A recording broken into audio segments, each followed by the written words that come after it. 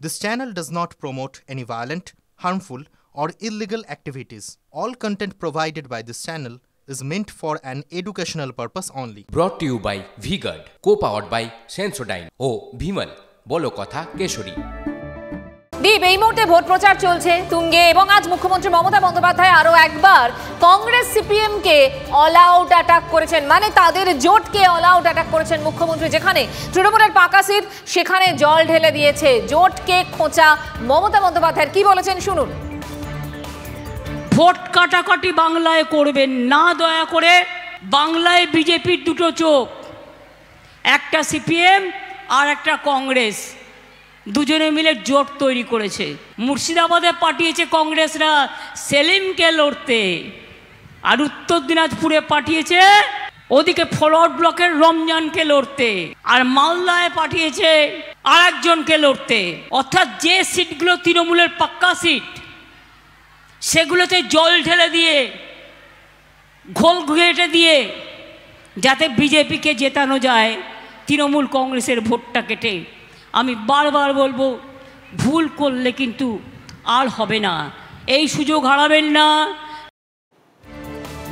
মুর্শিদাবাদের মাটিতে দাঁড়িয়ে মুর্শিদাবাদের বাম প্রার্থী মোহাম্মদ সেলিমকেও তীব্র আক্রমণ করলেন মুখ্যমন্ত্রী মমতা বন্দ্যোপাধ্যায়।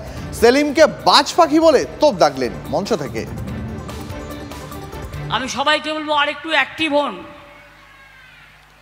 পাশের কেন্দ্র মুর্শিদাবাদ, ওখানে উড়ে এসে একজন বাজ পাখি দাঁড়িয়েছেন তৃণমূলের ভোট কাটতে।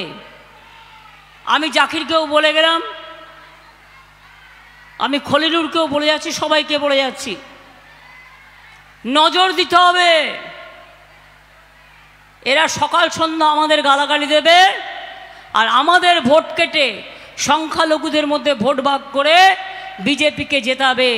এই ভুলটা যেন আমরা না করি, এটা আমি আমার কথা আপনাদের কাছে বললাম, আমি আবেদন করলাম। খড়গ্রামের সভামঞ্চ থেকে এসএসসি চাকরি বাতিল নিয়ে ফের বিজেপিকে নিশানা করেছেন আজ মুখ্যমন্ত্রী। নাম না করে শুভেন্দু অধিকারীকে গদ্দার বলে তোপ দেখেছেন। বলছে বোমা ফাটাবো।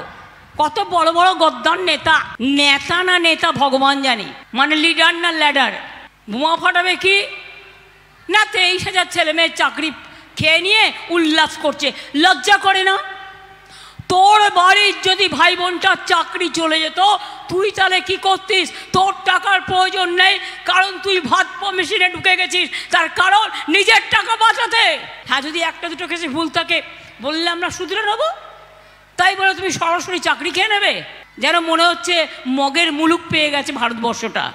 আমরা জানতে চাই ভ্যাপামের রেজাল্ট কি হলো। বাংলাকে চোর বলার আগে নিজে আগুনের দিকে তাকিয়ে বলুন, অলি গলি মে শোর হ্যায়, বিজেপি চোর হ্যায়। আর মঞ্চের এই প্রবল গরম, যে প্রবল গরম, রাজনীতির কারবারিরা তারা এই মঞ্চে যখন প্রচার করছেন বা বিভিন্ন গাড়ি নিয়ে যখন প্রচারে বেরোচ্ছেন, তখন একবারও রিয়েলাইজ করছেন কি যে যারা তাদের সঙ্গে নিরাপত্তার দায়িত্বে আছেন তাদের কি অবস্থা হচ্ছে? কেন বলছি, কারণ খড়গ্রামে মমতা বন্দ্যোপাধ্যায় যেখানে সভা করছেন সেখানে এক মহিলা পুলিশ কর্মী অত্যন্ত অসুস্থ হয়ে পড়লেন এই গরমের জন্য। কি ঘটেছিল না, প্রবল গরমে খড়গ্রামে যে মহিলা পুলিশ কর্মী মুখ্যমন্ত্রীর ডিউটিতে ছিলেন, তিনি মুখ্যমন্ত্রী সভা ছাড়ার পর অসুস্থ হয়ে পড়েন ওই পুলিশ কর্মী। দেখছেন সেই ছবি, তাকে ধরাধরি করে স্থানীয় চিকিৎসার জন্য নিয়ে যাওয়া হয়।